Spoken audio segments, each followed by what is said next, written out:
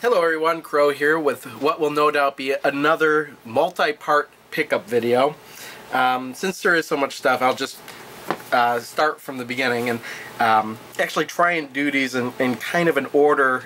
It's not going to be an order of when they were picked up, but by which store they were picked up from, if that makes any sense. First thing I actually got was actually today. I purchased this label maker.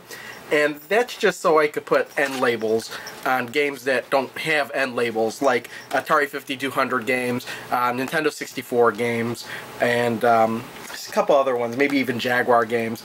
Those games don't have end labels, and so you actually have to look at the face of them. So I picked up this and a couple extra things, and it wasn't all that much. I think it was like $30 for all this stuff together. And then I actually got a couple of DVDs in the mail. First one, I can't recommend highly enough, Black Dynamite. It's a very, very funny movie. I watched this the other day and I couldn't stop laughing.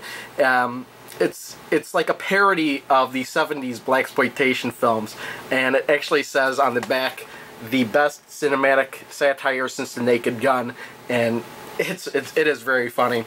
And the other thing I actually got in the mail is something I've been waiting for, is volume 17 of my Mystery Science Theater 3000 DVD collection, which includes DVDs for The Crawling Eye, The Beatniks, The Final Sacrifice, and The Blood Waters of Dr. Z. And now since I have this, sometime in the future I'll do my Mystery Science Theater 3000 collection videos, because I do have all the DVDs that ever came out, at least I think I do, and a couple extra things. So I'll be doing that sometime in the future. And actually, then the rest of the stuff, believe it or not, I did not pay for at all. My fiance actually bought all this stuff, so I've got to thank her for that. And let's get started. First thing is from, let's just say, yeah, there's a couple things from Goodwill that she picked up. One thing is this green fluorescent Nintendo 64 with a controller, and it comes with a power supply. I didn't think it came with AV cables, but it was $4. The only downside to this is that it does smell a little bit of cigarette smoke, so I'll have to figure out a way to try and eliminate that smell. I've heard some recommendations on how to do it, but I just need to try them. So yeah, but at any rate, the green Nintendo 64 for $4, even if it does smell like smoke, you know, isn't that bad of a deal. I mean, you have to get really close for me at least to smell it, but there's that.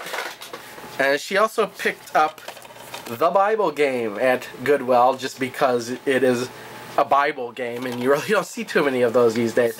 There were a bunch of them on the NES, and I think she picked up the Bible Adventures the one time at the Play and Trade, and she saw this and she was like, well, I gotta get it. Not just because it is a religious game, but just because it's an oddity, basically. Let's see here. She picked couple things up at GameStop. She picked this up for me, My Japanese Coach. I actually did take Japanese for a semester or two when I was in college. Never finished it though, because I figured I would graduate before I had a chance to complete all 4 semesters. And not only that, but I wasn't getting that good of grades at the time. But so, you know, I might try this out and see if I can figure out some more Japanese. She picked up for me Maximo versus the Army of Zin.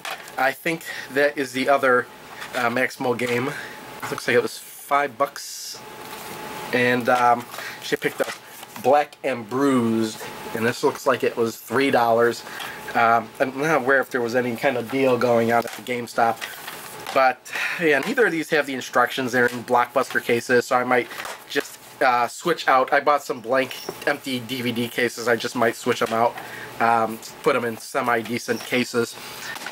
And then at Target, she found Prototype for the Xbox 360, and she picked it up. She was kind of interested in the game, but she picked it up because it was, when she scanned it, well, let's see, it had a sticker on there for like $9.99, but when she scanned it, it scanned at $4.99.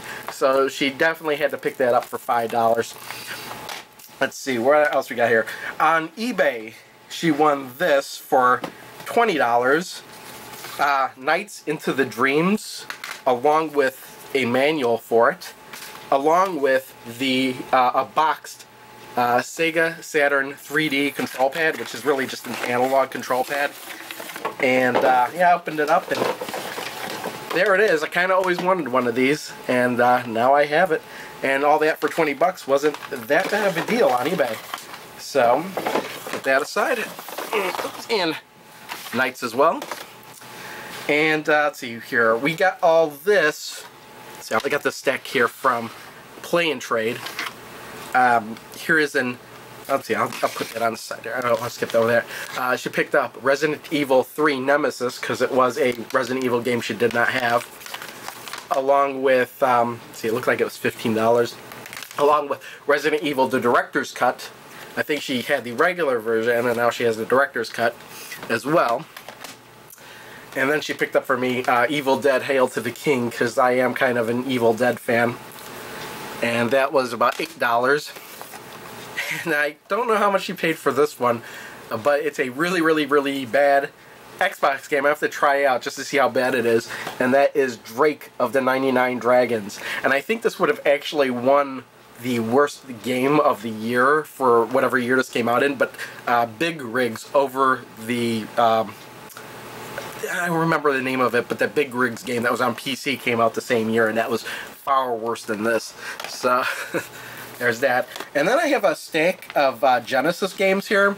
And as I go through them, regardless of what the price is on the box, they were all 99 cents each. Because this particular disc replay wanted to get rid of all their boxed Genesis games just because they were taking up too much space. So she picked up a whole bunch of them. And what we have here is WWF Raw. Let's see here. No instructions, but does have the game. Formula 1 F1, I guess that's what it's called. F1A, I don't know. Formula 1 F1, that's all it says here. It does have the manual and a cartridge in really good shape. We have WWF Super WrestleMania, and there's no instructions, but a good looking cartridge. We have LHX Attack Chopper, and this one's pretty heavy, yeah? It does have the manual and the cartridge, which just fell out, so snap that back in there. Then we have Street Fighter Special Championship Edition, and that does have the manual and the cartridge in there. Ooh, really good looking cartridge in there. And then we have Spider-Man and the X-Men Arcade's Revenge, and that does have a little bit of a torn manual in there and a cartridge. We have Forgotten Worlds. Let's see here. And that does have a manual. It looks like it even has a poster in here. I wonder if... Is that the... No, that might be the Golden Axe poster she wants. And then cartridge is really good looking. Ooh, really good one. Space Invaders 91. Gonna have to try that one out. No manual, but really good looking cartridge. I mean, it kind of boggles my mind. If you have the case, what happened to the manual in it? I mean, how do you lose the manual but not the case? I mean, doesn't the manual go in the case? And then we have Rambo 3, and this has a manual and it has the cartridge in there. G-Lock Error Battle. No manual, but a good looking cartridge. Then we have Miss Pac-Man. No manual, again, and cartridge. And then we have Cool Spot. And again, no manual, but good looking cartridge. These cartridges are pretty good looking. Subterranea. Doesn't feel like there's a... Look at this. No manual, but there's a registration card in there. That's nice. And, yeah, good looking cartridge in there. Let's see. Tough Man Contest. Actually, to say, game will be put onto top at checkout counter. Oh, looks like this was from Blockbuster Video at one point. Oh, look at that. We got a wrinkly manual and a cartridge in there. And we have Buck Rogers Countdown to Doomsday. And it looks like a strategy game. Interesting. Yeah, science fiction role-playing game. That's kind of unusual. I haven't really heard of this title before. Now that is a thick, thick, thick manual. Look at this manual. Look at that, and it's even binded at the end here with a little label. I've never seen a manual this big. This must be one complicated game. How many pages are in this thing? Look at that, 55-page manual. No, wait, that's just the addendum. It's 84 pages right here, and then plus another 55 pages. So this is like a 100 and something page manual for this Buck Rogers game. I don't know if I'm ever going to play this. You are so dead, Nelson. It is a John Agar Film Festival for you.